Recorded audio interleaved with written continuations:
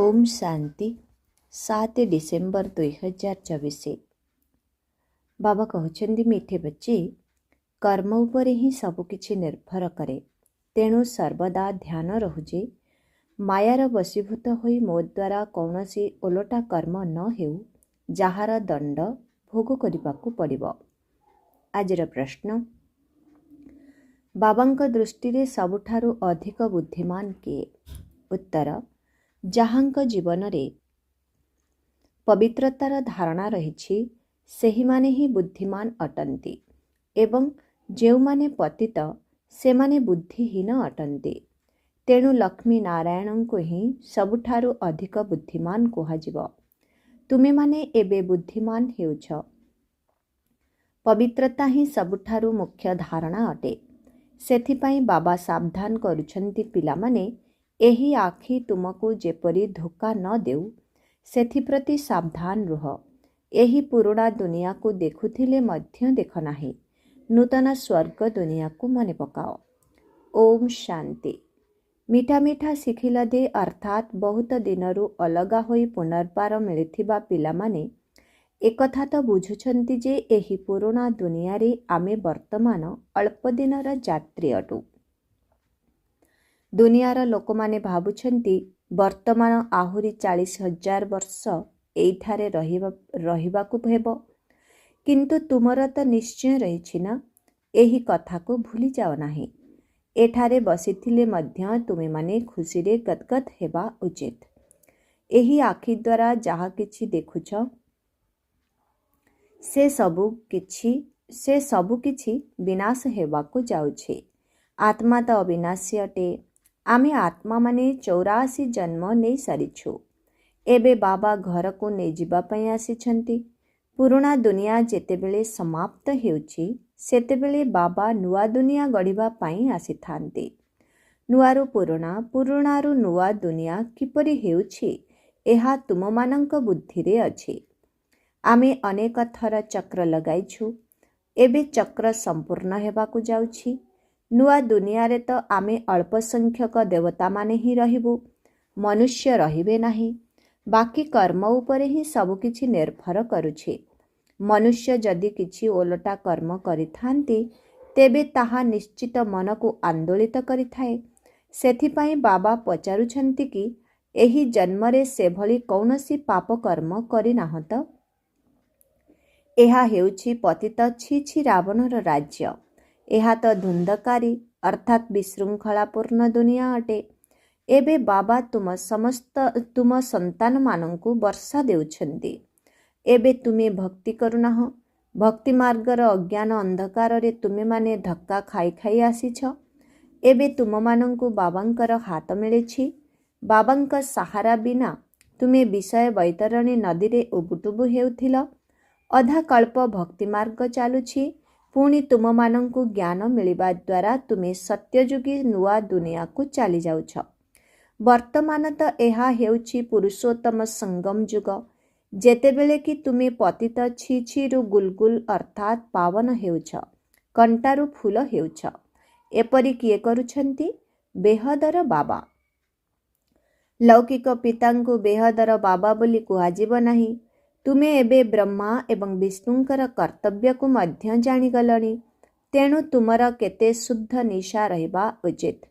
ब्रह्मलोक, सूक्ष्मलोक, स्थूललोक ए सबु संगम जुगरे ही होइथाए।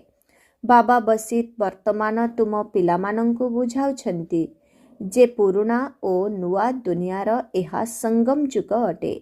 समस्ते डाकुछंती मध्य पतित मानंकु पावन करिबाकु आस। बाबांकर मध्य एही संगम जुगरे ही पाठ चली थाए। बाबा क्रिएटर डायरेक्टर अटंती ना। तेबे निश्चय तांकर कौनसी कार्यकलाप थिबो ना। समस्ते जानिछंती जे तांको मनुष्य बोली कुहाजिबो नाही। तांकर त निजर शरीर ही नाही। बाकी समस्तंकु मनुष्य अथवा देवता कुहाजिबो। शिव बाबांकु ना देवता ना मनुष्य कुहाजिबो। बाबा तो अस्थायी रूपे एही शरीर उद्धार नेइछंती। बाबा कौन गर्भरु जन्म नेइछंती कि? बाबा निजे कहउछंती पिलामाने शरीर बिना मु राजयोग किपरि शिखाइबी। ଯଦିଓ ମନୁଷ୍ୟମାନେ କହିଦେଉଛନ୍ତି କି ମାଟି ଗୋଡ଼ି ସବୁଠାରେ ପରମାତ୍ମା ଅଛନ୍ତି, କିନ୍ତୁ ଏବେ ତୁମେ ବୁଝୁଛ କି ମୁଁ କିପରି ଆସୁଛି। ଏବେ ତୁମେ ରାଜଯୋଗ ଶିଖୁଛ ଏବଂ ଏହି ରାଜଯୋଗ କୌଣସି ମନୁଷ୍ୟ ତ ଶିଖାଇ ପାରିବେ ନାହିଁ। ଦେବତାମାନେ ତ ରାଜଯୋଗ ଶିଖିପାରିବେ ନାହିଁ। ସେମାନେ ଏହିଠାରେ ଏହି ପୁରୁଷୋତ୍ତମ ସଙ୍ଗମ ଯୁଗରେ ହିଁ ରାଜଯୋଗ ଶିଖି ଦେବତା ହେଉଛନ୍ତି। ଏବେ ତୁମ ସନ୍ତାନମାନଙ୍କର ଅସରନ୍ତି ଖୁସି ରହିବା ଉଚିତ କି ଆମେ ଏବେ 84 ଜନ୍ମର ଚକ୍ର ପୂରା କଲୁ। ବାବା କଳ୍ପ କଳ୍ପ ଆସୁଛନ୍ତି। ବାବା ସ୍ୱୟଂ କହୁଛନ୍ତି ଏହା ତୁମର ବହୁତ ଜନ୍ମର ଅନ୍ତିମର ଜନ୍ମ। ଶ୍ରୀକୃଷ୍ଣ ତ ସତ୍ୟଯୁଗର ରାଜକୁମାର ଥିଲେ। ସିଏ ହିଁ ପୁଣି 84 ଜନ୍ମର ଚକ୍ର ଲଗାଉଛନ୍ତି। ଶିବ ବାବା ତ 84 ଜନ୍ମର ଚକ୍ରରେ ଆସିବେ ନାହିଁ। ଶ୍ରୀକୃଷ୍ଣଙ୍କର ଆତ୍ମା ହିଁ ସୁନ୍ଦରରୁ ଶ୍ୟାମଳ ହେଉଛି, ଏ କଥା କେହି ଜାଣିନାହାନ୍ତି। ଏହି କଥା ତୁମମାନଙ୍କ ଭିତରେ ମଧ୍ୟ କ୍ରମାନୁସାରେ ଜାଣିଛନ୍ତି। ମାୟା ବହୁତ ଶକ୍ତିଶାଳୀ, କାହାକୁ ବି ଛାଡ଼ି ନଥାଏ। ବାବା ସବୁ ଜାଣିପାରୁଛନ୍ତି। ମାୟା ରୂପକ କୁମ୍ଭୀର ଏକଦମ ଗିଳି ଦେଇଥାଏ, ଏ କଥା ବାବା ଭଲ ଭାବରେ ଜାଣିଛନ୍ତି। କିନ୍ତୁ ଏହାର ଅର୍ଥ ନୁହେଁ ଯେ ବାବା ଅନ୍ତର୍ଯ୍ୟାମୀ ଅଟନ୍ତି। ନା, ବାବା ସମସ୍ତଙ୍କର ଚାଲିଚଳଣିକୁ ଜାଣିଛନ୍ତି। ସବୁ ସମାଚାର ତ ଆସୁଛି ନା। ମାୟା ଏକଦମ କଞ୍ଚା ପେଟରେ ପକାଇ ଦେଉଛି। ଏପରି ବହୁତ କଥା ତୁମ ସନ୍ତାନମାନଙ୍କୁ ଜଣାପଡ଼ୁନାହିଁ, କିନ୍ତୁ ବାବାଙ୍କୁ ତ ସବୁକିଛି ଜଣାପଡ଼ି ଯାଉଛି। ସେଥିପାଇଁ ମନୁଷ୍ୟ ଭାବୁଛନ୍ତି ପରମାତ୍ମା ଅନ୍ତର୍ଯ୍ୟାମୀ ଅଟନ୍ତି। ବାବା କହୁଛନ୍ତି ମୁଁ ଅନ୍ତର୍ଯ୍ୟାମୀ ନୁହେଁ। ପ୍ରତ୍ୟେକଙ୍କର ଚଳଣିରୁ ସବୁକିଛି ଜଣାପଡ଼ି ଯାଇଥାଏ ନା। ବହୁତ ବିକାରୀ ଚଳଣିରେ ଚଳୁଛନ୍ତି। ସେଥିପାଇଁ ବାବା ବାରମ୍ବାର ପିଲାଙ୍କୁ ଖବରଦାର କରୁଛନ୍ତି, ମାୟାଠାରୁ ନିଜକୁ ରକ୍ଷା କରିବାକୁ ହେବ। ପୁଣି ଯଦିଓ ବାବା ବୁଝାଉଛନ୍ତି, ତଥାପି ବି ବୁଦ୍ଧିରେ ଏ କଥା ପଶୁନାହିଁ କାମ ମହାଶତ୍ରୁ ଅଟେ। ଜଣା ବି ପଡ଼ୁନାହିଁ କି ମୁଁ ବିକାରଗ୍ରସ୍ତ ହୋଇଗଲି। ଏପରି ବି ହୋଇଯାଉଛି। ସେଥିପାଇଁ ବାବା କହୁଛନ୍ତି କିଛି ବି ଭୁଲ ଆଦି ହେଲେ ସ୍ପଷ୍ଟ ଭାବରେ କହିଦିଅ, କିଛି ବି ଲୁଚାଅ ନାହିଁ। ନଚେତ୍ 100 ଗୁଣା ପାପ ହୋଇଯିବ। ତାହା ମନକୁ ଖାଉଥିବ, ବୃଦ୍ଧି ହୋଇ ଚାଲିବ, ଏକଦମ ଅଧପତନ ହୋଇଯିବ। ପିଲାମାନଙ୍କୁ ବାବାଙ୍କ ସହିତ ବିଲକୁଲ ସଚ୍ଚା ହୋଇ ରହିବାକୁ ହେବ, ନଚେତ୍ ବହୁତ ବହୁତ କ୍ଷତି ହୋଇଯିବ। ଏହା ତ ରାବଣର ଦୁନିଆ ଅଟେ। ଏହି ରାବଣର ଦୁନିଆକୁ ଆମେ କାହିଁକି ମନେ ପକାଇବା? ଆମକୁ ତ ନୂଆ ଦୁନିଆକୁ ଯିବାର ଅଛି। ଯଦି ବାବା ନୂଆ ଘର ତିଆରି କରିଥାନ୍ତେ, ତେବେ ପିଲାମାନେ ଭାବିଥାନ୍ତି କି ଆମ ପାଇଁ ନୂଆ ଘର ତିଆରି ହେଉଛି, ମନରେ ଖୁସି ରହିଥାଏ। ତେବେ ଏହା ତ ବେହଦର କଥା। ଆମ ପାଇଁ ନୂଆ ଦୁନିଆ ସ୍ୱର୍ଗ ତିଆରି ହେଉଛି। ଏବେ ଆମକୁ ନୂଆ ଦୁନିଆକୁ ଯିବାକୁ ହେବ। ତେଣୁ ଯେତେ ବାବାଙ୍କୁ ମନେ ପକାଇବା, ସେତେ ଫୁଲ ଭଳି ହୋଇଯିବା। ଆମେ ଏହି ବିକାରର ବଶୀଭୂତ ହୋଇ କଣ୍ଟା ହୋଇଯାଉଛୁ। ତୁମେ ସନ୍ତାନମାନେ ଜାଣିଛ, ଯେଉଁମାନେ ଆସୁନାହାନ୍ତି ସେମାନେ ତ ମାୟାର ବଶ ହୋଇଯାଇଛନ୍ତି। ବାବାଙ୍କ ନିକଟରେ ହିଁ ନାହାନ୍ତି। ବିଶ୍ୱାସଘାତକ ହୋଇଯାଇଛନ୍ତି। ପୁରୁଣା ଶତ୍ରୁ ପାଖକୁ ଚାଲି ଯାଇଛନ୍ତି। ଏହିପରି ଅନେକଙ୍କୁ ମାୟା ଗିଳି ଦେଉଛି। ବାବାଙ୍କର ହାତ ଛାଡ଼ି ଚାଲି ଯାଉଛନ୍ତି। ବହୁତ ଭଲ ଭଲ ସନ୍ତାନ ମଧ୍ୟ ଅଛନ୍ତି, ଯେଉଁମାନେ କହି କରି ଯାଉଛନ୍ତି ଆମେ ଏପରି କରିବୁ, ଏ କଥା କରିବୁ। ଆମେ ତ ଯଜ୍ଞ ପାଇଁ ପ୍ରାଣ ଦେବାକୁ ମଧ୍ୟ ପ୍ରସ୍ତୁତ ଅଛୁ। କିନ୍ତୁ ସେମାନେ ଆଜି ନାହାନ୍ତି। ତୁମର ଲଢ଼େଇ ମାୟା ସାଥିରେ ହିଁ ହେଉଛି। ଦୁନିଆରେ ଏ କଥା କେହି ଜାଣିନାହାନ୍ତି କି ମାୟା ସାଥିରେ କିପରି ଲଢ଼େଇ ହେଉଛି। ଶାସ୍ତ୍ରରେ ପୁଣି ଦେଖାଇଛନ୍ତି, ଦେବତା ଓ ଅସୁରମାନଙ୍କ ମଧ୍ୟରେ ଲଢ଼େଇ ହେଲା। ପୁଣି କୌରବ ଓ ପାଣ୍ଡବମାନଙ୍କର ଲଢ଼େଇ ହେଲା। ତୁମେ କାହାକୁ ବି ପଚାରି ପାରିବ ଯେ ଏହି ଦୁଇଟି କଥା ଶାସ୍ତ୍ରରେ କିପରି ଅଛି? ଦେବତାମାନେ ତ ଅହିଂସକ ଅଟନ୍ତି। ସେମାନେ ତ ସତ୍ୟଯୁଗରେ ହିଁ ଥାଆନ୍ତି। ସେମାନେ ପୁଣି କ'ଣ କଳିଯୁଗକୁ ଲଢ଼ିବାକୁ ଆସିବେ? କୌରବ ଓ ପାଣ୍ଡବର ଅର୍ଥକୁ ମଧ୍ୟ ବୁଝୁନାହାନ୍ତି। ଶାସ୍ତ୍ରରେ ଯାହା ଲେଖା ଅଛି ତାକୁ ହିଁ ପଢ଼ି ଶୁଣାଉଛନ୍ତି। ବାବା ତ ସମ୍ପୂର୍ଣ୍ଣ ଗୀତା ପଢ଼ିଛନ୍ତି। ଯେତେବେଳେ ଏହି ଜ୍ଞାନ ମିଳିଲା, ସେତେବେଳେ ବିଚାର ଚାଲିଲା ଯେ ଗୀତାରେ ଏହି ଲଢ଼େଇ ଆଦିର କଥା କ'ଣ ସବୁ ଲେଖାଯାଇଛି। କୃଷ୍ଣ ତ ଗୀତାର ଭଗବାନ ନୁହନ୍ତି। ଯେହେତୁ ବ୍ରହ୍ମା ବାବାଙ୍କ ଶରୀରରେ ଶିବ ବାବା ବିରାଜମାନ କରିଥିଲେ, ତେଣୁ ତାଙ୍କୁ ଭକ୍ତି ମାର୍ଗର ଗୀତା ପଢ଼ିବାରୁ ମଧ୍ୟ ନିବୃତ୍ତ କରିଦେଲେ। ଏବେ ବାବାଙ୍କ ଦ୍ୱାରା ଆମକୁ କେତେକ ଜ୍ଞାନର ଆଲୋକ ମିଳୁଛି। ଆତ୍ମାକୁ ହିଁ ଜ୍ଞାନର ଆଲୋକ ମିଳିଥାଏ। ସେଥିପାଇଁ ବାବା କହୁଛନ୍ତି ନିଜକୁ ଆତ୍ମା ନିଶ୍ଚୟ କରି ବେହଦର ବାବାଙ୍କୁ ମନେ ପକାଅ। ଭକ୍ତିରେ ମଧ୍ୟ ତୁମେମାନେ ମନେ ପକାଉଥିଲ, କହୁଥିଲ ଆପଣ ଆସିଲେ ଆମେ ସମର୍ପଣ ହୋଇଯିବୁ। କିନ୍ତୁ ବାବା କିପରି ଆସିବେ, ତୁମେ କିପରି ସମର୍ପଣ ହେବ, ଏ କଥା ଜାଣିନଥିଲେ। ବର୍ତ୍ତମାନ ତୁମେ ସନ୍ତାନମାନେ ବୁଝୁଛ ବାବା ଯେପରି ଅଟନ୍ତି ଆମେ ଆତ୍ମାମାନେ ମଧ୍ୟ ସେହିପରି ଅଟୁ। ବାବାଙ୍କର ହେଉଛି ଅଲୌକିକ ଜନ୍ମ। ତୁମକୁ କେତେ ଭଲ ଭାବରେ ପଢ଼ାଉଛନ୍ତି। ତୁମେ ନିଜେ କହୁଛ ଇଏ ଆମର ସେହି ବାବା ଅଟନ୍ତି ଯିଏକି କଳ୍ପ କଳ୍ପ ଆମର ବାବା ହୋଇଥାନ୍ତି। ଆମେ ସମସ୍ତେ ବାବା ବାବା ବୋଲି କହୁଛୁ। ବାବା ମଧ୍ୟ ମୋର ପିଲାମାନେ ବୋଲି କହନ୍ତି। ସିଏ ହିଁ ଶିକ୍ଷକ ରୂପରେ ରାଜଯୋଗ ଶିଖାଉଛନ୍ତି ଏବଂ ତୁମକୁ ବିଶ୍ୱର ମାଲିକ କରୁଛନ୍ତି। ତେଣୁ ଏପରି ବାବାଙ୍କର ହୋଇ ପୁଣି ସେହି ଶିକ୍ଷକଙ୍କ ଠାରୁ ଶିକ୍ଷା ମଧ୍ୟ ନେବା ଦରକାର। ଶୁଣି ଶୁଣି ଖୁସିରେ ଗଦଗଦ ହୋଇଯିବା ଦରକାର। ଯଦି ବିକାରୀ ହୋଇଗଲ ତେବେ ସେହି ଖୁସି ଆସିବ ହିଁ ନାହିଁ। ତାଙ୍କୁ ଯେତେ ବି ବୁଝାଅ ସେମାନେ କିନ୍ତୁ ଆମର ଜାତି ଭାଇ ହୋଇପାରିବେ ନାହିଁ। ଏଠାରେ ମନୁଷ୍ୟମାନଙ୍କର କେତେ ସରନେମ୍ ରହିଛି, ସେ ସବୁ ହଦର କଥା। ତୁମର ସରନେମ୍ ଦେଖ କେତେ ବଡ଼। ସବୁଠାରୁ ବଡ଼ ଗ୍ରେଟ୍ ଗ୍ରେଟ୍ ଗ୍ରାଣ୍ଡଫାଦର ଆଦି ପିତା ବ୍ରହ୍ମା ଅଟନ୍ତି। ତାଙ୍କୁ କେହି ଜାଣିନାହାନ୍ତି। ଶିବ ବାବାଙ୍କୁ ତ ସର୍ବବ୍ୟାପୀ କହିଦେଉଛନ୍ତି। ବ୍ରହ୍ମାଙ୍କ ବିଷୟରେ ମଧ୍ୟ କେହି ଜାଣିନାହାନ୍ତି।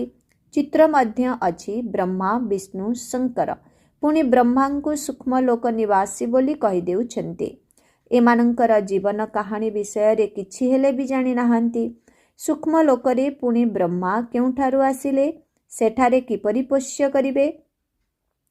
ବାବା ବୁଝାଇଛନ୍ତି ଇଏ ମୋର ରଥ ଅଟେ। ଏହାଙ୍କର ବହୁତ ଜନ୍ମର ଅନ୍ତିମ ସମୟରେ ମୁଁ ଏହାଙ୍କ ଶରୀରରେ ପ୍ରବେଶ କରିଛି। ଏହା ପୁରୁଷୋତ୍ତମ ସଙ୍ଗମ ଯୁଗ ଗୀତାର ଅଧ୍ୟାୟ ଅଟେ ଯେଉଁଥିରେ ପବିତ୍ରତା ମୁଖ୍ୟ ଅଟେ। ପତିତରୁ ପାବନ କିପରି ହେବାକୁ ହେବ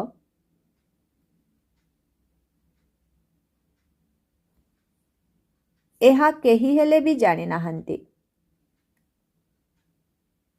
ସାଧୁ ସନ୍ଥ ଆଦି ମାନେ ଏପରି କେବେ ବି କହିବେ ନାହିଁ ଯେ ଦେହ ସହିତ ଦେହର ସମସ୍ତ ସମ୍ବନ୍ଧକୁ ଭୁଲି କେବଳ ମୋତେ ମନେ ପକାଅ, ତେବେ ମାୟାର ବଶବର୍ତ୍ତୀ ହୋଇ କରିଥିବା ପାପକର୍ମ ଭସ୍ମ ହୋଇଯିବ। ସେମାନେ ତ ବାବାଙ୍କୁ ହିଁ ଜାଣିନାହାନ୍ତି। ଗୀତାରେ ବାବା କହିଛନ୍ତି ଏହି ସାଧୁସନ୍ଥମାନଙ୍କର ମଧ୍ୟ ମୁଁ ହିଁ ଆସି ଉଦ୍ଧାର କରୁଛି। ବାବା ବୁଝାଇଛନ୍ତି ଆରମ୍ଭରୁ ନେଇ ବର୍ତ୍ତମାନ ପର୍ଯ୍ୟନ୍ତ ଯେଉଁ ଆତ୍ମାମାନେ ବି ଅଭିନୟ କରୁଛନ୍ତି ସମସ୍ତଙ୍କର ଏହା ଅନ୍ତିମ ଜନ୍ମ ଅଟେ।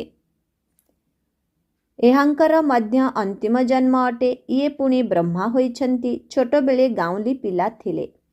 ବ୍ରହ୍ମା ବାବା ଆରମ୍ଭରୁ ନେଇ ଶେଷ ପର୍ଯ୍ୟନ୍ତ 84 ଜନ୍ମ ପୂରା କରିଛନ୍ତି। ଏବେ ତୁମମାନଙ୍କର ବୁଦ୍ଧିର ତାଲା ଖୋଲିଛି। ଏବେ ତୁମେ ବୁଦ୍ଧିବାନ ହେଉଛ। ଆଗରୁ ବୁଦ୍ଧିହୀନ ଥିଲ। ଏହି ଲକ୍ଷ୍ମୀ ନାରାୟଣ ମଧ୍ୟ ବୁଦ୍ଧିବାନ ଅଟନ୍ତି। ପତିତମାନଙ୍କୁ ବୁଦ୍ଧିହୀନ କୁହାଯାଏ। ମୁଖ୍ୟ ହେଲା ପବିତ୍ରତା। ଲେଖୁଛନ୍ତି ମଧ୍ୟ ମାୟା ଆମକୁ ପତିତ କରିଦେଲା।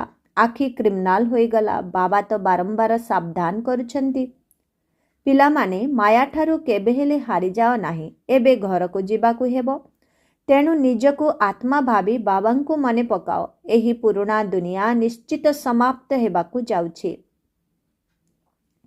ଆମେ ପବିତ୍ର ହେଉଛୁ, ତେଣୁ ଆମକୁ ପବିତ୍ର ଦୁନିଆ ମଧ୍ୟ ଦରକାର ନା।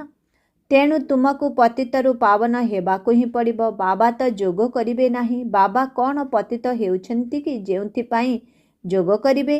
ବାବା ତ କହୁଛନ୍ତି ମୁଁ ତୁମମାନଙ୍କ ସେବାରେ ଉପସ୍ଥିତ ହୋଇଛି। ତୁମେମାନେ ହିଁ ଦାବି କରିଛ କି ଆସି ଆମ ପତିତମାନଙ୍କୁ ପାବନ କର। ତୁମ କଥାରେ ହିଁ ମୁଁ ଆସିଛି। ତୁମକୁ ବହୁତ ସହଜ ରାସ୍ତା ବତାଉଛି। କେବଳ ମନ୍ମନା ଭବ ହୋଇ ରୁହ। ଭଗବାନ ଓ ବାଚ ଅଟେ ନା। କିନ୍ତୁ ଗୀତାରେ କୃଷ୍ଣଙ୍କ ନାମ ଦେବା ଦ୍ୱାରା ବାବାଙ୍କୁ ସମସ୍ତେ ଭୁଲି ଯାଇଛନ୍ତି। ବାବା ହେଉଛନ୍ତି ପ୍ରଥମ, କୃଷ୍ଣ ଦ୍ୱିତୀୟ ଅଟନ୍ତି। ସେ ପରମଧାମର ମାଲିକ, ଇଏ ହେଲେ ବୈକୁଣ୍ଠର ମାଲିକ। ସୂକ୍ଷ୍ମ ଲୋକରେ ତ କିଛି ବି ନାହିଁ। ସମସ୍ତଙ୍କ ଭିତରେ ନମ୍ବର 1 ହେଉଛନ୍ତି କୃଷ୍ଣ, ଯାହାଙ୍କୁ ସମସ୍ତେ ସ୍ନେହ କରିଥାନ୍ତି। ବାକି ତ ସମସ୍ତେ ତାଙ୍କ ପଛେ ପଛେ ଆସିଥାନ୍ତି। ସ୍ୱର୍ଗକୁ ତ ସମସ୍ତେ ଯାଇପାରିବେ ନାହିଁ। ତେଣୁ ତୁମ ମିଠା ମିଠା ପିଲାମାନଙ୍କର ହଡ୍ଡି ଖୁସି ରହିବା ଉଚିତ। କେତେକ ସନ୍ତାନ ବାବାଙ୍କ ପାଖକୁ ଆସୁଛନ୍ତି କିନ୍ତୁ କେବେ ବି ପବିତ୍ର ରହୁନାହାନ୍ତି। ବାବା ବୁଝାଉଛନ୍ତି, ବିକାରଗ୍ରସ୍ତ ହୋଇ ପୁଣି ବାବାଙ୍କ ପାଖକୁ କାହିଁକି ଆସୁଛ? କହୁଛନ୍ତି କ'ଣ କରିବୁ, ରହିପାରୁନାହୁଁ, ପରନ୍ତୁ ଏଠାକୁ ଆସୁଛୁ, ହୁଏତ କେବେ ତୀର ଲାଗିଯିବ। ଆପଣଙ୍କ ବିନା ଆମର ସଦ୍ଗତି କିଏ କରିବ? ସେଥିପାଇଁ ଆସି ବସିଯାଉଛୁ। ମାୟା କେତେ ଶକ୍ତିଶାଳୀ ନିଶ୍ଚୟ ମଧ୍ୟ ହେଉଛି। ବାବା ଆମକୁ ପତିତରୁ ପାବନ ଫୁଲ ଭଳି କରୁଛନ୍ତି। ପରନ୍ତୁ କ'ଣ ତଥାପି ପୁଣି ବି ସତ କହିବା ଦ୍ୱାରା କେତେବେଳେ ବି ସୁଧୁରିଯିବ ଆମର ଏହି ନିଶ୍ଚୟ। ବାବା କହୁଛନ୍ତି, ପରନ୍ତୁ ସତ କହିବା ଦ୍ୱାରା କେତେବେଳେ ବି ସୁଧୁରିଯିବ ଆମର ଏହି ନିଶ୍ଚୟ ଅଛି କି ଆପଣଙ୍କ ଦ୍ୱାରା ହିଁ ଆମେ ସୁଧୁରିଯିବୁ। ବାବାଙ୍କୁ ଏପରି ସନ୍ତାନମାନଙ୍କ ଉପରେ ଦୟା ଆସୁଛି, ପୁଣି ବି ଏପରି ହେବ। ଏହା କିଛି ନୂଆ କଥା ନୁହେଁ। ବାବା ତ ପ୍ରତିଦିନ ଶ୍ରୀମତ ଦେଉଛନ୍ତି, କେହି କାର୍ଯ୍ୟକାରୀ ମଧ୍ୟ କରୁଛନ୍ତି। ଏଥିରେ ବାବା କ'ଣ କରିପାରିବେ?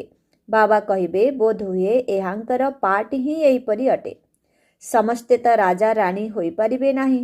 ରାଜଧାନୀ ସ୍ଥାପନ ହେଉଛି ଏବଂ ରାଜଧାନୀରେ ସବୁ ପ୍ରକାରର ପଦ ଦରକାର। ତଥାପି ବି ବାବା କହୁଛନ୍ତି, ପିଲାମାନେ ସାହସ ଛାଡ଼ ନାହିଁ, ତୁମେମାନେ ଆଗକୁ ଯାଇପାରିବ। ଆଚ୍ଛା, ମିଠେ ମିଠେ ଶିଖିଲଧେ ସନ୍ତାନମାନଙ୍କ ପ୍ରତି ମାତା ପିତା ବାପଦାଦାଙ୍କର ମଧୁର ସ୍ନେହ ସମ୍ପନ୍ନ ଶୁଭେଚ୍ଛା ଏବଂ ସୁପ୍ରଭାତ। ଆତ୍ମିକ ପିତାଙ୍କର ଆତ୍ମିକ ସନ୍ତାନମାନଙ୍କୁ ନମସ୍ତେ। ଆତ୍ମିକ ସନ୍ତାନମାନଙ୍କର ଆତ୍ମିକ ପିତାଙ୍କୁ ଓମ୍ ଶାନ୍ତି, ଗୁଡ୍ ମର୍ଣ୍ଣିଂ, ନମସ୍ତେ ନମସ୍ତେ ନମସ୍ତେ ନମସ୍ତେ ନମସ୍ତେ। ଶୁକ୍ରିୟା ବାବା, ଶୁକ୍ରିୟା। ଓମ୍ ଶାନ୍ତି। ଧାରଣା ପାଇଁ ମୁଖ୍ୟ ସାର 1 ନମ୍ବର, ବାବାଙ୍କ ସାଥିରେ ସର୍ବଦା ସଚ୍ଚା ହୋଇ ରହିବାକୁ ପଡ଼ିବ। ବର୍ତ୍ତମାନ କୌଣସି ବି ଭୁଲ ହୋଇଗଲେ ତାକୁ ଲୁଚାଅ ନାହିଁ। ଏହି ଆଖି କେବେ ବି କ୍ରିମିନାଲ ଅର୍ଥାତ୍ ବିକାରୀ ନ ହେଉ, ସେଥିପ୍ରତି ଧ୍ୟାନ ଦେବାକୁ ହେବ। 2 ନମ୍ବର, ସଦା ସର୍ବଦା ଏହି ଶୁଦ୍ଧ ନିଶା ରହୁ କି ବେହଦର ବାବା ଆମକୁ ପତିତ ଛିଛିରୁ ଗୁଲଗୁଲ ଅର୍ଥାତ୍ ପବିତ୍ର ଏବଂ କଣ୍ଟାରୁ ଫୁଲ କରୁଛନ୍ତି। ଏବେ ଆମକୁ ବାବାଙ୍କର ହାତ ମିଳିଛି, ଯାହାଙ୍କର ସାହାଯ୍ୟରେ ଆମେ ବିଷୟ ବୈତରଣୀ ନଦୀ ପାର ହୋଇଯିବୁ। ଆଜିର ବରଦାନ, ଶକ୍ତିଶାଳୀ ବ୍ରେକ୍ ଦ୍ୱାରା ଗୋଟିଏ ସେକେଣ୍ଡରେ ନକାରାତ୍ମକକୁ ସକାରାତ୍ମକରେ ପରିବର୍ତ୍ତନ କରିପାରୁଥିବା ସ୍ୱପରିବର୍ତ୍ତକ ଆତ୍ମା ହୁଅ। ଯେତେବେଳେ ନକାରାତ୍ମକ ଅଥବା ବ୍ୟର୍ଥ ସଂକଳ୍ପ ଚାଲୁଛି, ସେତେବେଳେ ତାର ଗତି ବହୁତ ତୀବ୍ର ବେଗୀ ହୋଇଥାଏ। ତେବେ ତୀବ୍ର ଗତି ସମୟରେ ଶକ୍ତିଶାଳୀ ବ୍ରେକ୍ ଲଗାଇ ପରିବର୍ତ୍ତନ କରିବାର ଅଭ୍ୟାସ ହେବା ଦରକାର। ଏମିତି ବି ଯେତେବେଳେ କୌଣସି ଗାଡ଼ିକୁ ପାହାଡ଼ ଉପରକୁ ଚଢ଼ାଇଥାନ୍ତି, ସେତେବେଳେ ପ୍ରଥମେ ତାର ବ୍ରେକ୍କୁ ଚେକ୍ କରିଥାନ୍ତି। ସେହିପରି ତୁମେମାନେ ମଧ୍ୟ ନିଜର ସ୍ଥିତିକୁ ଉଚ୍ଚ କରିବା ପାଇଁ ପ୍ରଥମେ ନିଜର ସଂକଳ୍ପକୁ ଗୋଟିଏ ସେକେଣ୍ଡରେ ବ୍ରେକ୍ ଲଗାଇବାର ଅଭ୍ୟାସକୁ ବଢ଼ାଅ। ଯେତେବେଳେ ନିଜର ସଂକଳ୍ପକୁ ବା ସଂସ୍କାରକୁ ଗୋଟିଏ ସେକେଣ୍ଡରେ ନକାରାତ୍ମକରୁ ସକାରାତ୍ମକକୁ ପରିବର୍ତ୍ତନ କରିନେବ, ସେତେବେଳେ ହିଁ ନିଜର ସ୍ୱପରିବର୍ତ୍ତନ ଦ୍ୱାରା ବିଶ୍ୱ ପରିବର୍ତ୍ତନର କାର୍ଯ୍ୟ ସମ୍ପନ୍ନ ହେବ। ଆଜିର ସ୍ଲୋଗାନ, ନିଜ ପ୍ରତି ଏବଂ ସର୍ବ ଆତ୍ମାଙ୍କ ପ୍ରତି ଶ୍ରେଷ୍ଠ ପରିବର୍ତ୍ତନର ଶକ୍ତିକୁ କାର୍ଯ୍ୟକାରୀ କରୁଥିବା ଆତ୍ମାମାନେ ହିଁ ସଚ୍ଚା କର୍ମଯୋଗୀ ଅଟନ୍ତି। ନିଜ ପ୍ରତି ଏବଂ ସର୍ବ ଆତ୍ମାମାନଙ୍କ ପ୍ରତି ଶ୍ରେଷ୍ଠ ପରିବର୍ତ୍ତନର ଶକ୍ତିକୁ କାର୍ଯ୍ୟକାରୀ କରୁଥିବା ଆତ୍ମାମାନେ ହିଁ ସଚ୍ଚା କର୍ମଯୋଗୀ ଅଟନ୍ତି। ଓମ୍ ଶାନ୍ତି।